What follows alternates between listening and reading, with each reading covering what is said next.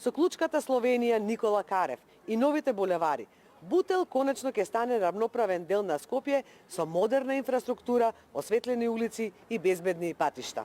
Жителите на Бутел имаат акутен проблем со недостиг на вода за пиење и никој не превзема ништо околу тоа. Проблемот не се решава со козметички зафати во ек на изборна кампања. Има системско решение.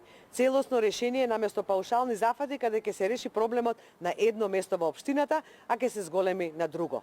Точно знаеме на кои локации ќе се работи.